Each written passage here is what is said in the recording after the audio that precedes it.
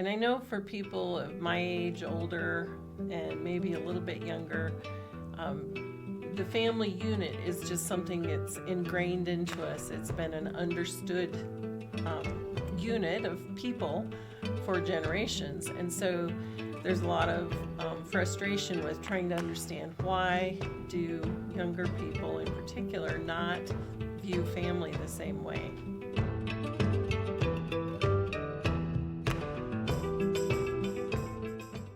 Hello, my conservative friends. We are going to talk about something today in regards to the family unit that is really interesting to me. And doing the reading for this month's videos and looking at the articles, particularly the two that we've posted, I really want you to read those. But in looking at those, gave me some insight into some of what's going on with regards to families in our country right now.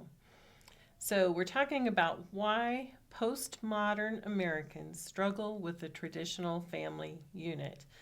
And I know for people of my age, older, and maybe a little bit younger, the family unit is just something that's ingrained into us. It's been an understood unit of people for generations. And so there's a lot of frustration with trying to understand why do younger people in particular not view family the same way.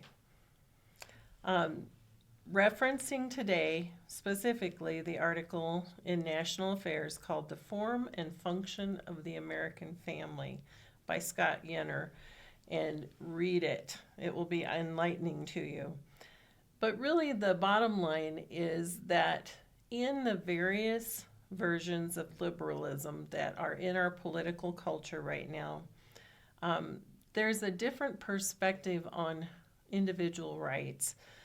There's a recognition, and this is a direct quote out of that article, recognition of people as autonomous beings who must be able to choose their lifestyles and identities without interference from anything outside their wills. That's really an important phrase.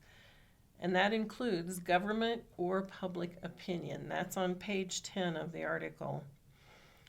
So if you're coming politically from that angle, you view the traditional family unit as limiting the choices of individuals and particularly women.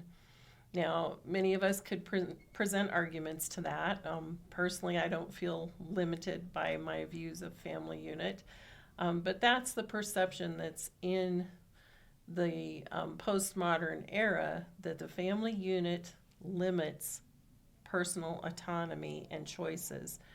The goal is to, with the more liberal views politically, is to maximize personal liberties. So here's the problem that arises, in my opinion, and you may or may not share that. But if that mindset is extended to its ultimate, then there's kind of a loss of community concern about how individual choices affect community living. You know, that family unit taught within it kind of the values and the perspectives of living as a community that would keep us safe, keep us kind of on the same path toward success and achievement and whatnot. But what happens when individual choices begin to interfere with how a community lives? I think certainly we're seeing that in our newscasts now and in what's happening. So I'd ask you to just think about this question. Where are the lines drawn about how your choices affect my choices?